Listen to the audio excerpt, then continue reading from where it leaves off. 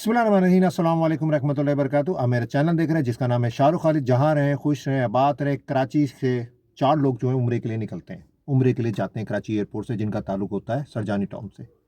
अब सरजानी टाउन के इलाके से आपको अंदाज़ा हो रहा है कि वो मिडिल क्लास फैमिली के लोग होंगे। कराची एयरपोर्ट से उम्रे के लिए निकलते हैं, उसके बाद वो लापता हो जाते हैं। फैमिली परेशान, 1 दिन 2 दिन 3 दिन 4 दिन 5 दिन कोई कॉन्टैक्ट नहीं उनका फैमिली के साथ। उम्रे के लिए जा रहे हैं, वो किधर? Saudi Arabia.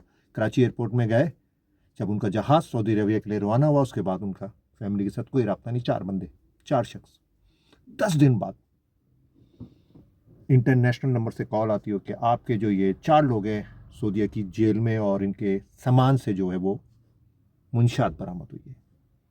अब ये जो वाक़या हुआ है, ये तो ना तो है पहला है ना तो आखिरी है। ये बाद में भी मुझे पता है ये वाक़यात होते रहेंगे।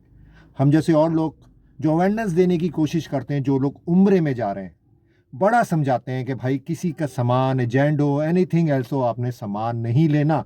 अगर कोई मिठाई भी दे रहा हो तो उसको बोलो भाई मैं पैसे दे दो, मैं एयरपोर्ट में दुकान से खुद जाके नहीं, वो एयरपोर्ट में जो शॉप्स बनी होती वहां से ले लूंगा, बेशक 4 पैसे ज़्यादा दे दूंगा। अब ये 4 बंदे जो हैं, ये उम्रे की जो है नीयत से जो है वो कराची एयरपोर्ट से गए, और इनके सामान से जो है वो मुंशियात बरामद हो गई है।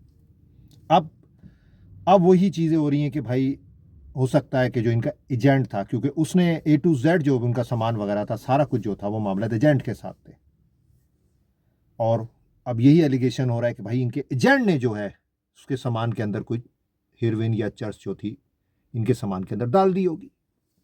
अब सवाल ये पैदा होता है कि भाई इस टाइम पे रेट चल रहा है 2 से 2.5 लाख तो उम्रे का रेट चल रहा है पाकिस्तान में। अब वो 1 लाख वाला जो पैकेजेस देते हैं, उनकी नीयत क्या होती है, कभी सोचा है?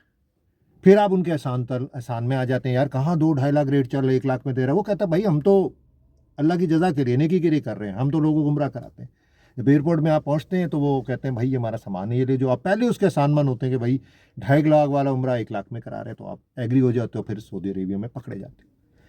सऊदी अरेबिया में मुंशियात की चर्च उनकी ज़मीन से बरामद हो जाए किसी भी बंदे से, वहाँ सिर्फ सज़ा है सर अलग, सर जो है कलम कर देते हैं वो लोग।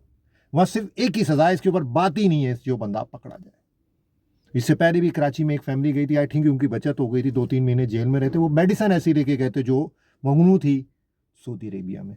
अभी जो पंजाब में आपको पता है जो ख्वातीन थी, बुजुर्ग औरतें थी, एजेंट ने जो है उनको सामान दिया, और वो अभी तक जो है सऊदीया की जेल में।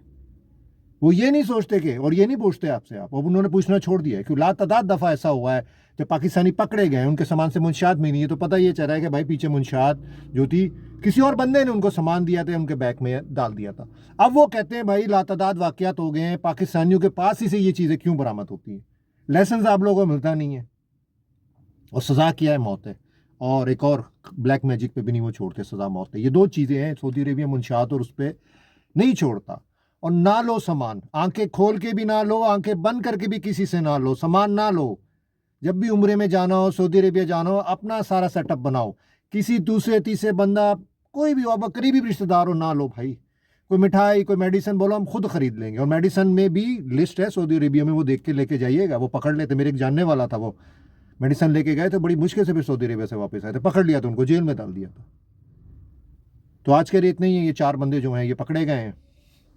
आगे उनके साथ क्या होता है ये तो अल्लाह बेहतर जाने, लेकिन उनके सामान से मुंशियात बरामद हुई, और वहां सिर्फ एक ही सजा है, और वो है सजाए मौत। सर जो है वो कलम कर देते हैं सर। तो आज के रहते हैं, आप दुआ में याद रखिएगा। अस्सलाम वालेकुम रहमतुल्लाहि बरकातहू।